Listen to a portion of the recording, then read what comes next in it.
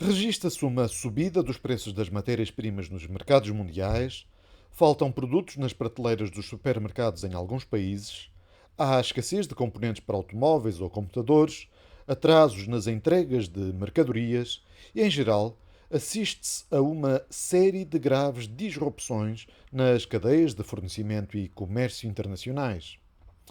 Mas se a comunicação social lhe disse que o grande culpado desta situação é a Covid, mentiram-lhe. Tudo isto resulta diretamente ou foi fortemente agravado por decisões dos governos e de políticos. Se hoje já é evidente para muitos e cada vez mais pessoas que a esmagadora maioria das medidas ditas sanitárias adotadas pelos governos a pretexto da Covid-19 foram totalmente estúpidas, largamente ineficazes e muitas vezes contraproducentes em termos de saúde pública, os efeitos destas intervenções estatais na vida das pessoas tornam-se agora mais claros. Os decisores políticos decretaram suspender ou limitar fortemente a atividade da indústria e dos negócios, mandaram trabalhadores para casa, colocaram em confinamentos sucessivos pessoas saudáveis.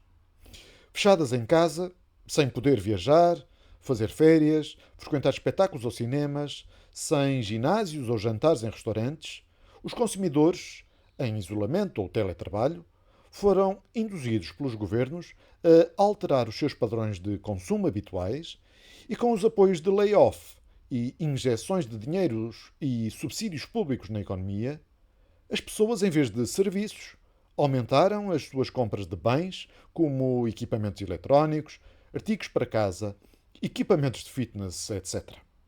Mas, ao mesmo tempo, as fábricas fecharam ou reduziram drasticamente a sua produção, os motoristas de pesados deixaram de estar na estrada e ficaram em isolamento profilático, os trabalhadores dos portos e tripulações de cargueiros de mercadorias deixaram de estar disponíveis em número suficiente.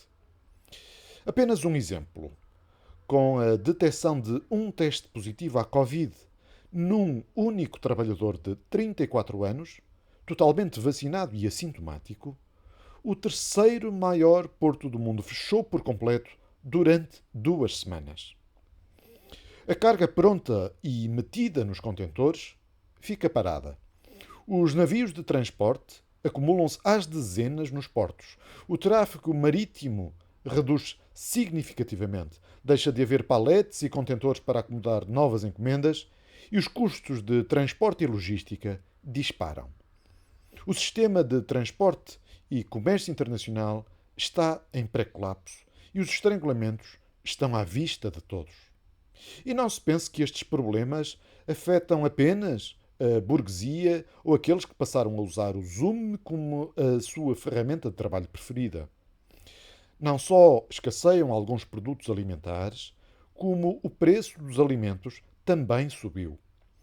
O número de pessoas em situação de insegurança alimentar aumentou.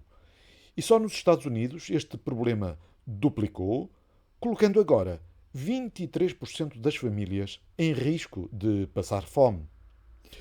A intervenção dos governos resulta em consequências que não se podem planear nem prever em toda a sua extensão, produzindo um efeito de cascata em centenas de setores e segmentos da sociedade. Para surpresa de muitos, a economia não funciona como um interruptor de luz, ora liga, ora desliga. Enfim, a ideia de que uma economia pode ser fechada sem critério e retomada sem consequências de largo espectro é criminosa. Só poderia vir da mente de indivíduos e decisores políticos sem nenhuma compreensão ou consideração pela extraordinária interdependência do setor produtivo e a enorme complexidade do funcionamento da sociedade. Só poderia vir, pois, de socialistas e estatistas de todos os quadrantes políticos.